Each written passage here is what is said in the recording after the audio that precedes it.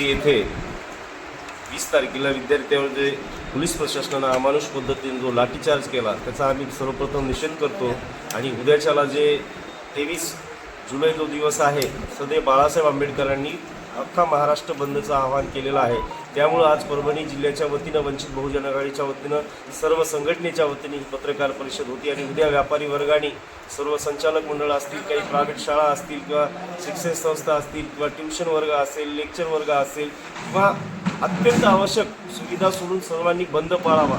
जास्तीत जास्त नागरिकांनी सुद्धा आपल्या पालकांच्या हितासाठी, भविष्यासाठी हे मनोवादी सरकार जो षडयंत्र अशा पद्धतीने करून आपल्या शेतकऱ्याला व सर्वसामान्य कुटुंबातील जे विद्यार्थी आहेत यांना कुठंतरी शिक्षणापासून वंचित ठेवण्याचं, नोकरीपासून वंचित ठेवण्याचं जो काही कटकारस्थानाने केलेला आहे त्याच्या निषेधार्थ उद्या हा परभणी जिल्हा कायमचा बंद राहणार आहे। सदाभाऊ खोतला एकच सांगायचं, तुम्ही शेतकऱ्याचे पुत्र आहात, अत्यंत गरीब कुटुंबामधले आहात।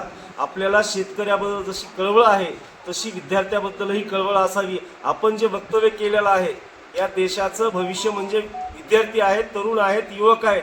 आपण दिलेलं वक्तव्य, केलेलं वक्तव्य तात्काळ माघार घ्या, अन्यथा वंचित बहुजन आघाडी आपल्याला महाराष्ट्रभर फिरू देणार नाही, याचा मी जाहीर निषेध करतो।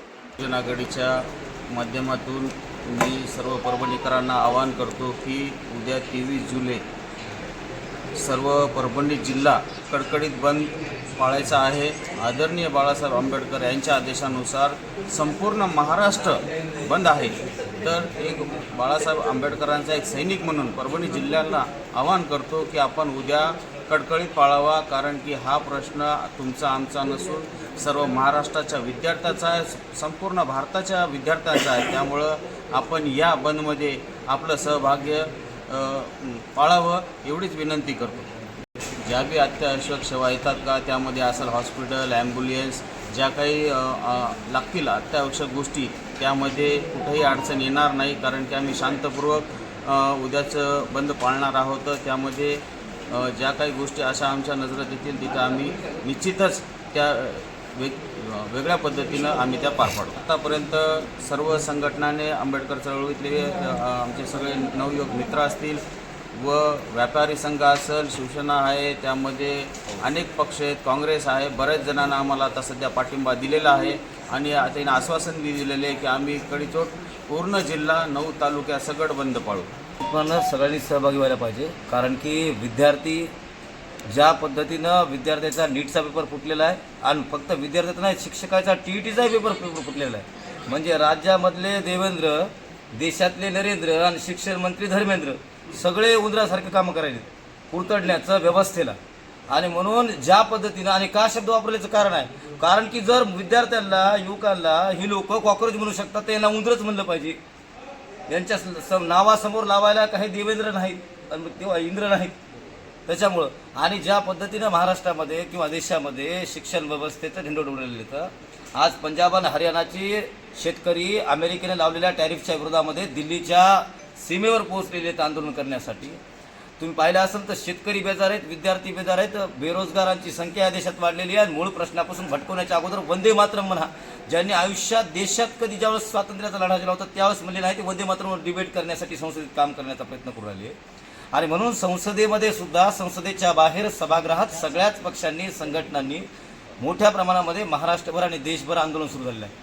निश्चितपणानं अभिमानाची गोष्ट आहे की महाराष्ट्रानं दिल्लीचं तख्त राखण्याचं काम केलं। अभिजित दिपकेसारखा एक महाराष्ट्राचा तरुण आज दिल्लीचं नेतृत्व करतोय आणि सोनम वांगचुक यांचा उपोषणाचा आज 25वा दिवस आहे। या उपोषणाला पाठिंबा म्हणून देशभरातून तर येतच आहे, पण महाराष्ट्र मागे राहता कामा नये, कारण की महाराष्ट्र हा फुले शाहू आंबेडकरांचा महाराष्ट्र आहे आणि हा महाराष्ट्र कायम सजग आणि देशाला दिशा देणार आहे।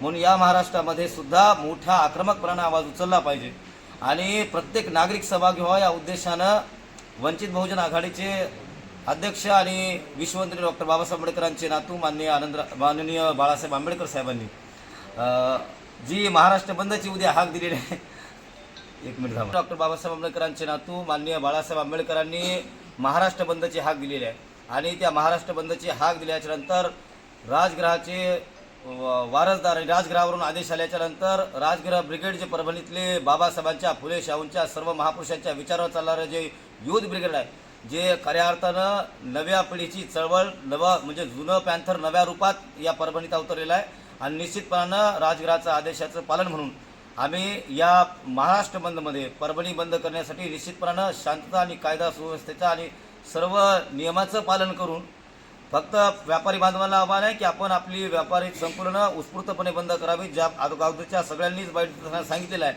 की व्यापाऱ्यांचे सुद्धा मुलं हे नीटच्या परीक्षेसाठी असतील किंवा त्यांची पाहुणरावणी किंवा येणाऱ्या पिढ्यासुद्धा आपल्या परीक्षेसाठी असतील. विद्यार्थ्यांची काळजी म्हणून आणि देशाच्या रक्षणासाठी आणि देशाच्या संविधानाच्या लोकशाहीच्या रक्षणासाठी आपण सुद्धा या बंदमध्ये उत्स्फूर्त सहभागी व्हावं. जी अत्यावश्यक सेवा आहे ती अत्यावश्यक सेवा चालू राहील या पद्धतीनं सुद्धा सांगण्यात आलेलं आहे.